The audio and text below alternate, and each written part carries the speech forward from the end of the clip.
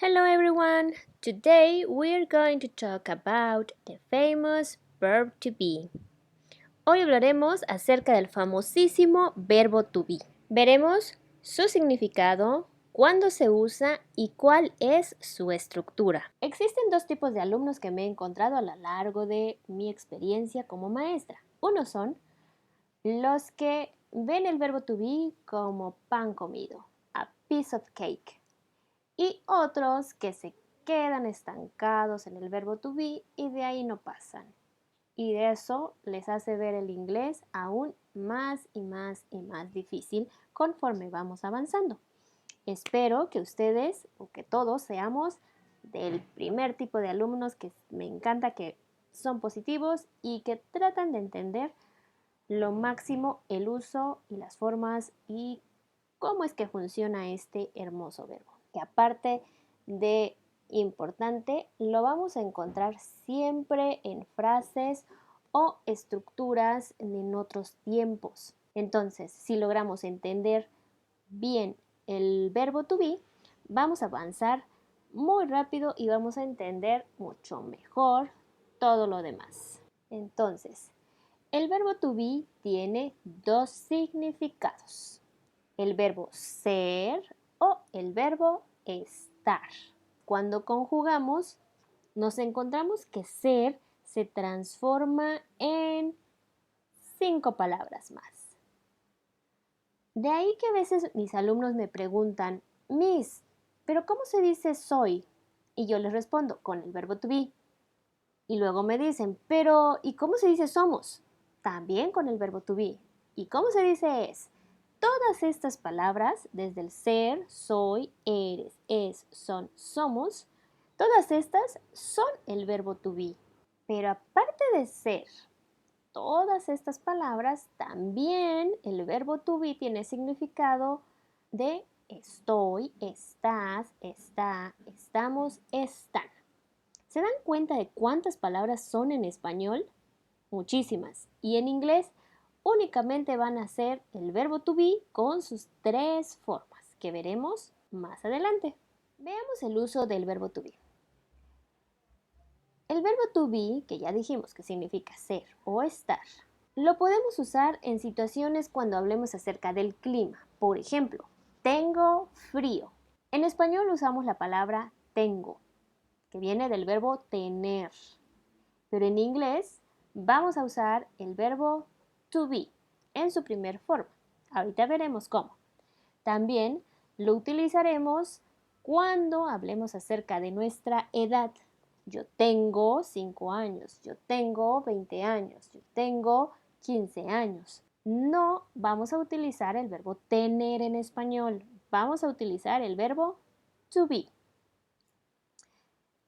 También lo vamos a usar cuando expresemos nuestros sentimientos. Entonces, veamos cómo quedarían estas frases en inglés. Yo tengo frío. I am cold. Yo estoy enamorado. I am in love. Yo tengo 15 años. I am 15 years old. Ahora comprendimos cuándo vamos a usar el verbo to be.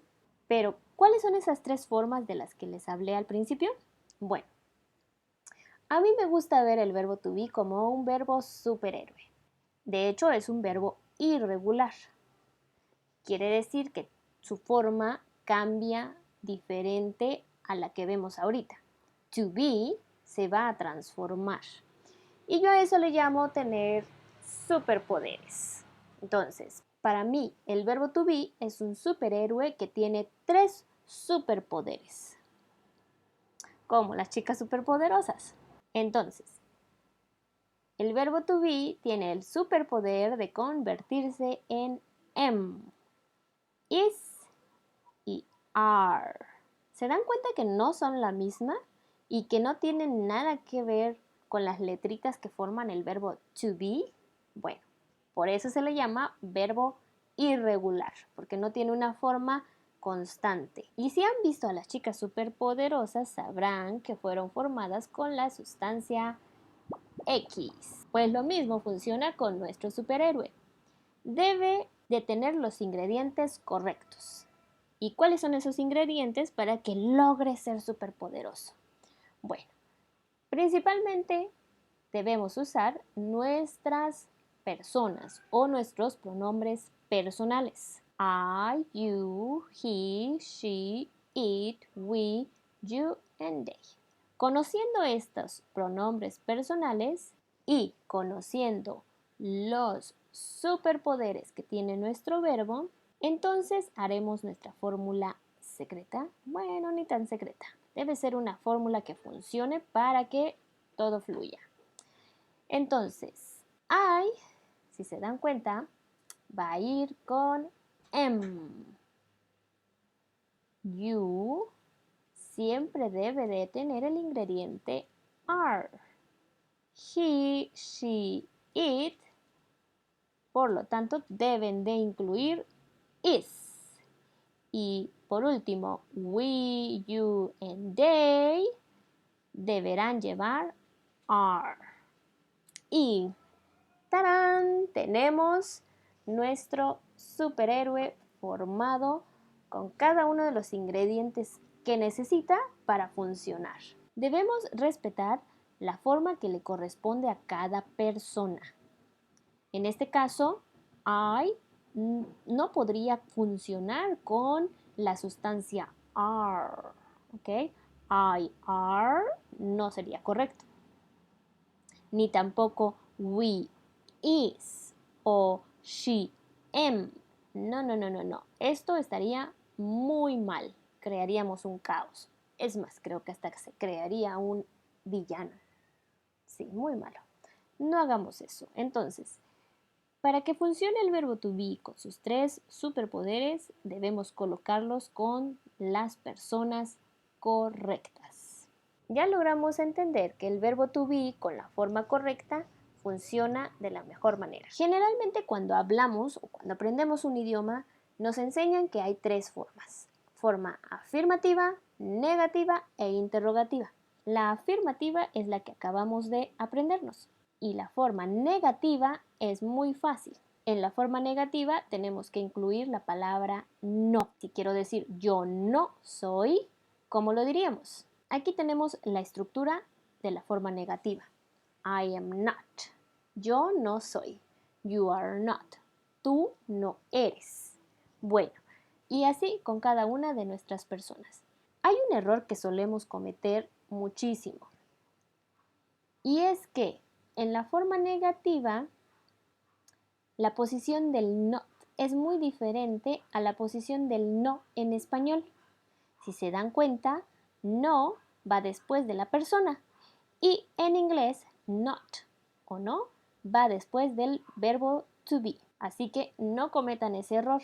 No es lo mismo la forma negativa en español que la forma negativa en inglés. Primero se coloca la persona, después el verbo to be y por último el not. I am not. Ahora veamos la forma interrogativa. Y esta forma se refiere a hacer preguntas. Para hacer las preguntas utilizaremos otra estructura. Y es la que pueden ver. Si se dan cuenta, el orden de las palabras ha cambiado. El verbo to be cambia de lugar o cambia de posición con el pronombre personal. Voy a tomar de referencia la forma afirmativa. Si se dan cuenta, inicia con el pronombre personal seguido de el verbo to be, am. Pero al hacer preguntas, el verbo to be queda al principio y nuestro pronombre personal queda después.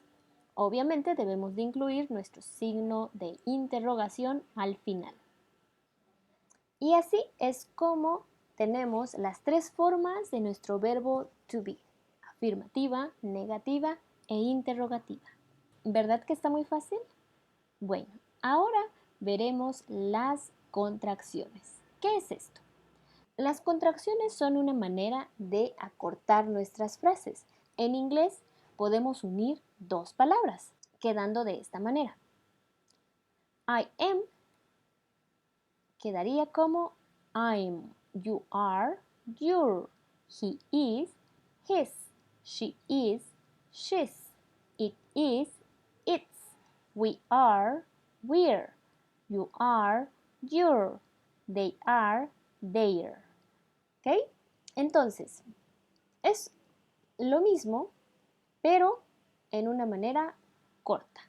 De dos palabras, ahora tenemos una palabra y su significado sigue siendo el mismo. Entonces, esta sería la contracción de la forma afirmativa.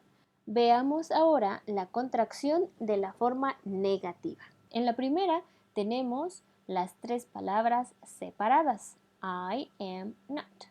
You are not.